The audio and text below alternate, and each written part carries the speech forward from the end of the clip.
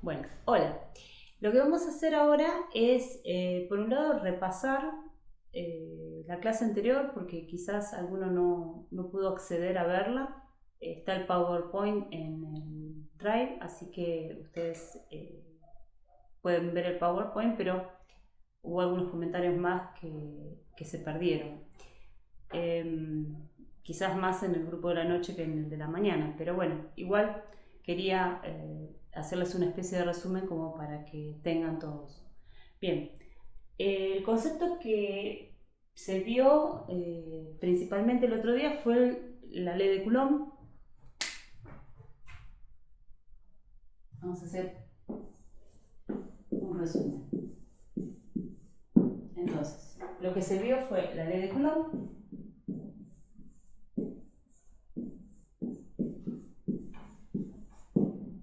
y recordemos que para un sistema en donde el origen no estaba en una de las cargas,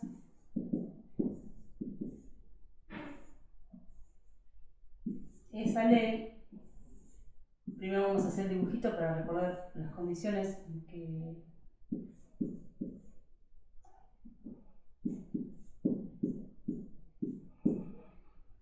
se expresa eso. O sea, entonces, dadas dos cargas, tenemos un sistema de coordenadas con origen fuera, no está sobre ninguna de las cargas.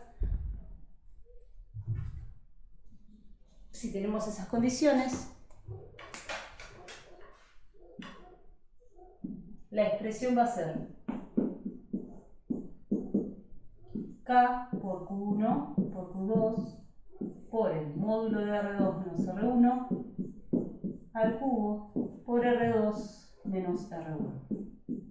La otra notación era escribir esto como K por Q1 Q2 por R12 sobre módulo de R2 menos R1 al cuadrado. ¿Sí?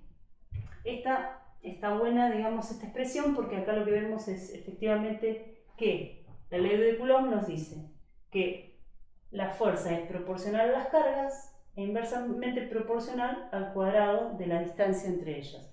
La distancia entre ellas en este caso es R2 menos R1, porque es este vector. Y la distancia, digamos, la distancia es el módulo del vector, ¿sí? El vector es una cantidad física que necesita tres cantidades para definirla: módulo, dirección y sentido. Entonces, una de esas características, que es el módulo, bueno, es efectivamente la distancia entre las dos cargas, ¿sí? Bien.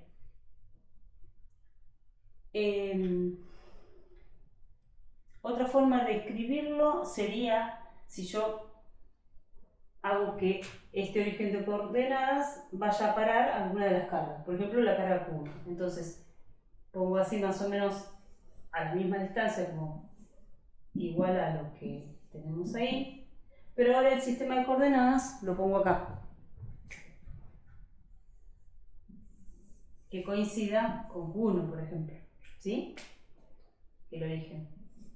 Entonces, supongamos que ahora esta distancia la vamos a llamar el módulo, en realidad, de R. O sea, este de acá hasta acá definimos el vector R, y entonces la fuerza sobre de 1 sobre 2 va a ser K por Q1 por Q2 sobre módulo de R al cubo por R vector. Entonces, lo que decíamos acá es que ahora esta expresión, ¿sí?, se puede escribir así, o también se puede escribir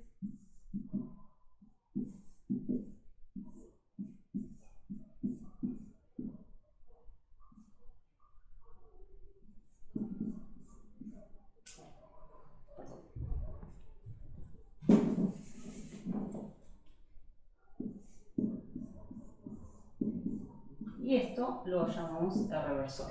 ¿sí? Recuerden que R versor lo puedo escribir así o así, en las notaciones que aparecen en los libros, ¿sí? Bien, entonces,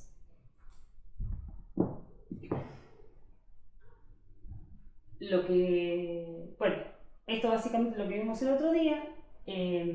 Si quieren, reescribimos esto como para completarlo.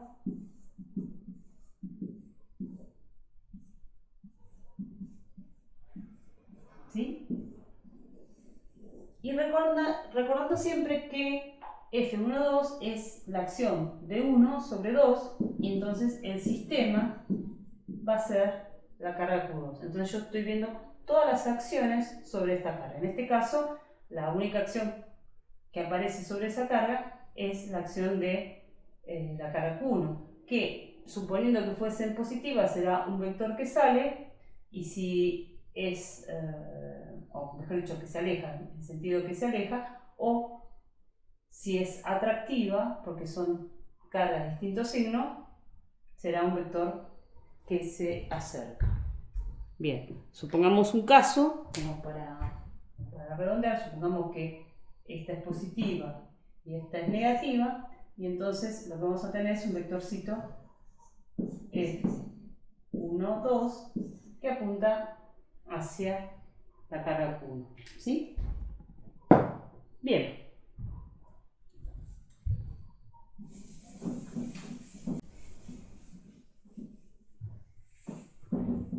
El siguiente paso es ver campo eléctrico. El campo eléctrico se construye a partir de la ley de Coulomb, ¿sí? Entonces vamos a ver campo eléctrico.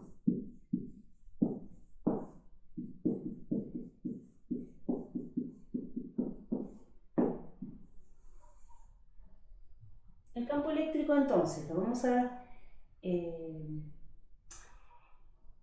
definir a partir de la ley de Coulomb. Y vamos a decir que el campo eléctrico va a ser la fuerza de Coulomb sobre la carga. Eso matemáticamente está muy bonito, pero tenemos que entender qué significa esto. Entonces, la idea es la siguiente. El hecho de que exista carga, o sea, que exista una carga, por ejemplo, que esté solita en el universo, automáticamente esa carga genera algo alrededor que se va a llamar campo, ¿sí? Obviamente es un modelo físico, y los modelos físicos son formas de tratar de explicar un fenómeno, y no necesariamente eso que estamos modelando exista. En realidad es una construcción mental que uno tiene o que hace para poder explicar algo. El día de mañana, si esa construcción mental no sirve, se cambia por otra. Entonces decimos que cambiamos de modelo o que corregimos el modelo que teníamos hasta ese momento. Entonces, muchas veces se utilizan ideas que no necesariamente ocurren en la naturaleza. Es solo una forma de explicar. Por lo tanto, este concepto de decir, bueno, existe una carga y automáticamente va a existir un campo alrededor, bueno, es básicamente como pensar, como por ejemplo, pensar en el campo de fuerza que uno ve, qué sé yo, en alguna película de ciencia ficción, no sé, La Guerra de las Galaxias, por ejemplo, o Star Wars, como quieran decirlo. La idea es que ahí, digamos, esos campos hacían que no pueda pasar la gente o que no le llegue el ataque de los contrarios, por ejemplo, ¿no? Entonces, podría ser una idea así, ¿no? Otra idea que nosotros podemos conectar con la idea del campo eléctrico, por ejemplo, es la idea del campo gravitatorio. La idea de que sobre todas las cosas que nosotros observamos cotidianamente, un auto, un árbol, un gato que está caminando, sobre todas esas cosas existe una fuerza gravitatoria que las está, digamos, atrayendo hacia la Tierra, ¿sí? Y esa fuerza gravitatoria es producida por la Tierra. Pero esa fuerza no solamente depende de la Tierra, sino también depende del objeto en el cual esté aplicada esa fuerza, digamos. Entonces, la idea de campo es que la Tierra por sí sola en el universo va a generar un campo gravitatorio, va a generar una acción, la cual se va a poner en evidencia si uno pone, por ejemplo, la luna alrededor, entonces la luna girará alrededor, o si uno observa, qué sé yo, un objeto que está arriba de una mesa, uno sabe que esa cosa no va a estar flotando, sino que va a estar apoyada sobre la mesa y que la mesa la va a tener que sostener para que no se caiga. Entonces, ahí estamos observando un equilibrio de fuerzas y en realidad lo que estamos viendo es que hay una acción de la Tierra sobre el objeto. Entonces, podemos independizarnos de ese objeto y decir que siempre que haya algo con masa, se va a generar un campo gravitatorio alrededor. Y que cuando yo ponga un objeto cerca o digamos, lo ponga bajo el alcance de ese campo, ese objeto va a sentir una fuerza. Entonces, en el campo gravitatorio va a ser una fuerza gravitatoria y en el campo eléctrico va a ser una fuerza eléctrica o fuerza coulombiana. Entonces, la idea es, tengo mi carga, Q, vamos a hacer grandota la carga Q, y es la que me llena el espacio de campo eléctrico. Entonces, ese campo eléctrico va a estar vinculado con la ley de Coulomb, porque yo lo dije al principio, que el campo lo voy a construir a partir de la ley de Coulomb. Entonces, va a tener las mismas características, va a tener que decrecer con la distancia, digamos, a medida que yo me alejo de la carga, esa intensidad del campo va a tener que decrecer, y va a decrecer como 1 sobre r cuadrado, igual que la fuerza coulombiana. Y además va a estar en la recta de acción al punto que yo quiera analizar el campo. Por ejemplo, si yo quiero analizar el punto del campo, acá yo quiero decir cuánto vale, acá quiero saber cuánto vale el campo en este punto. Y bueno, entonces, por un lado voy a saber que el campo S va a estar en la dirección que une la carga original y ese punto donde yo quiero calcular el campo. Fíjense que yo digo punto y no digo carga. Digo en ese punto donde quiero saber cuánto vale el campo. O sea, básicamente, porque esté la carga, todo mi espacio está inundado de campo eléctrico. ¿Y cómo es ese campo eléctrico? Bueno, ahí es lo que estamos tratando de construir. Bien, si miramos esto como para ayudarnos, el campo eléctrico va a tener, primero, va a estar asociado a la fuerza coulombiana, entonces va a ser K por Q grande por Q. Y ahora, ojo con esto, esta Q que vamos a poner acá, le vamos a poner Q de prueba. Si ponemos el origen de coordenadas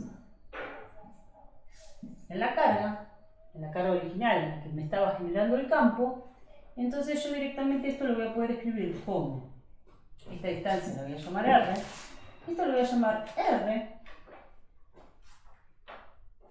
módulo de R al cuadrado. ¿Por qué? Porque va a ser, en principio, lo vengo construyendo desde la fuerza, va a ser la carga por la carga de prueba dividido el módulo al cuadrado por el R versor, que era lo que hemos escrito hace un ratito, ¿sí? Pero además de esto, yo tengo que dividir por la carga, porque esto, básicamente lo que escribí acá, es la fuerza. Pero ahora yo lo tengo que dividir, además, por la carga de prueba. Eso implica que esto va a tener el formato siguiente. K por Q, Q de prueba, sobre el módulo de R cuadrado. Voy a reescribir para que quede claro, R versor, dividido Q de prueba. Entonces, por lo tanto, yo voy a tirar esto, voy a simplificar, y entonces me va a quedar que la expresión es independiente de la carga de prueba.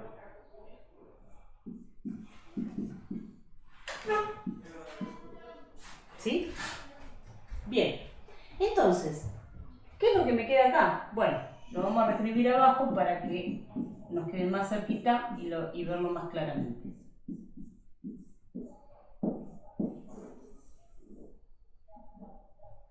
Lo que nos va a quedar acá es que el campo es proporcional a la carga.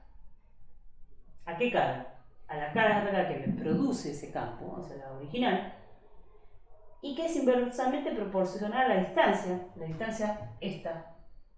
O sea, la distancia es el módulo del vector R. El vector R es, acá es donde yo quiero saber en este punto P cuánto vale el campo. Entonces, yo lo voy a saber con esta expresión.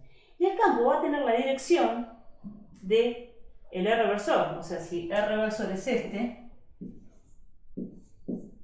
esa va a ser la dirección del campo. ¿Y el sentido cuál va a ser? Y el sentido me lo va a dar la carga Q. Si esta carga Q es positiva, el campo entonces será saliente. Si la carga es positiva. Voy a buscar a ver si tengo uno mejor que ande mejor.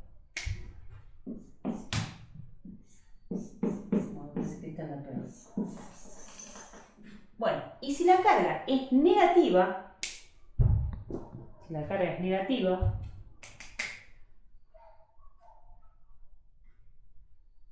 entonces vamos a poner acá, vamos a dibujarlo aparte. Si la carga es negativa, yo quiero calcular en un punto P, entonces el campo tendrá esta dirección y sentido. ¿Sí? O sea, la dirección va a ser la misma, pero lo que va a cambiar con el signo de la carga va a cambiar el sentido del campo. Y ustedes dirán, bueno, ¿y no afecta esta carga de prueba? Bueno, ahí vamos a analizarlo un poquito más. Bien, por un lado vamos a definir que las cargas de prueba siempre las vamos a tomar positivas, ¿sí? Entonces, en definitiva, siempre va a quedar el sentido del campo va a estar determinado solamente por la carga que lo origina, ¿sí?